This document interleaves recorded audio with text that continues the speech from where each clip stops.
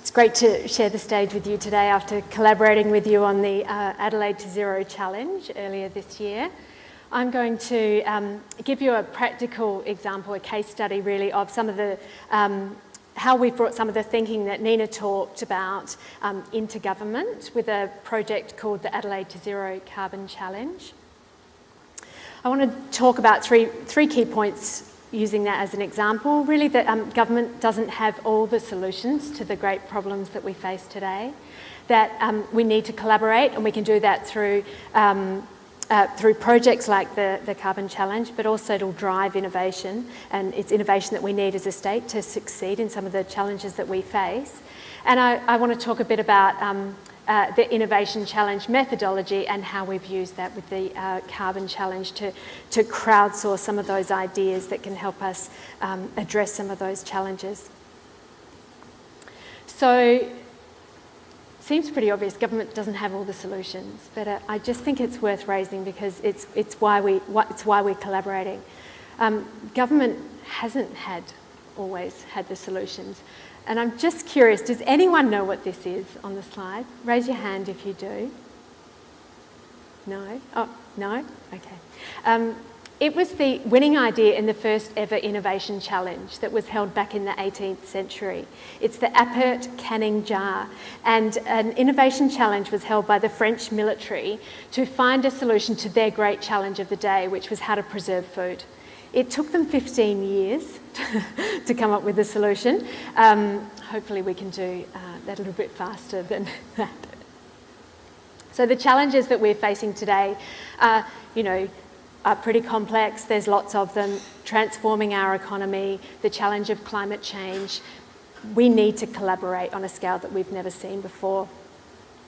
And luckily, we have a mandate to do that through the Reforming Democracy policy. It's around deciding, designing and delivering together. What I'll be talking about today is that delivering together, that collaboration that can create new public value, like Nina talked about, but also collaboration that will drive innovation to help us uncover those solutions to the challenges that we face. So collaboration is really core to the heart of the Adelaide to Zero Carbon Challenge. We collaborated really early on with a range of convening partners to design a challenge. We're working with a number of organisations and individuals to help us assess the ideas and to select the best ones that are going to be able to be turned into implementable projects, and also with some experts and mentors to incubate those ideas right here in Adelaide. And probably the collaboration that I'm most proud of and pleased that we were able to succeed in is working across silos of government. So we worked really closely with the Department of Environment, Water and Natural Resources as part of the broader Carbon Neutral Adelaide project.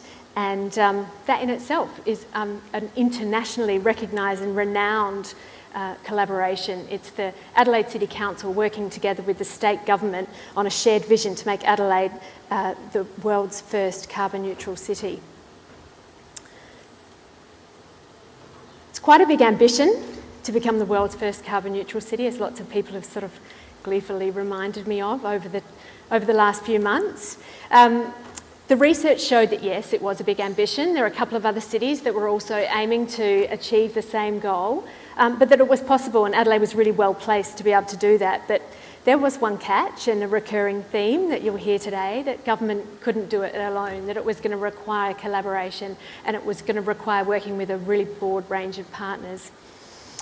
So we worked with lots of different partners, and we developed and applied the Innovation Challenge methodology to that particular problem and how to solve it. So at its core, Innovation Challenge is around incentivising the community, usually through prize money, to come up with ideas to solve a challenge. So the Virgin Earth Challenge offers $25 million to people who can come up with ideas that will help remove greenhouse gas emissions from the atmosphere. So that, along with lots of other challenges around, there's the Bloomberg's Mayor's Challenge, which operates at a city level, so it asks cities to compete with one another to solve global challenges. And then there's, even in the US, there's the challenge.gov site where you can participate in over 700 competitions and earn prize money to come up with solutions to solve problems, from blockchain to wave energy to how to sort of build the entrepreneurial ecosystem in the UK.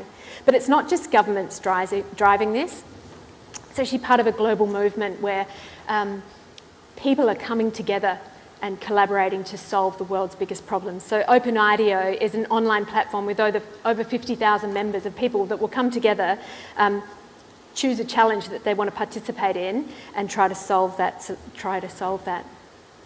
So back to our challenge. The Adelaide to Zero Carbon Challenge was around looking at the dual problem of climate change and how do we transform into a new economy. So what we did is we looked at how would we design that. Collaboration being at our core, it's the first thing we did. We brought together a range of partners, and some of them are here in the room with us today, and Nina was our facilitator for this session. We looked at what would we need to do, what are the elements we'd need to bring together, and where would we need to start.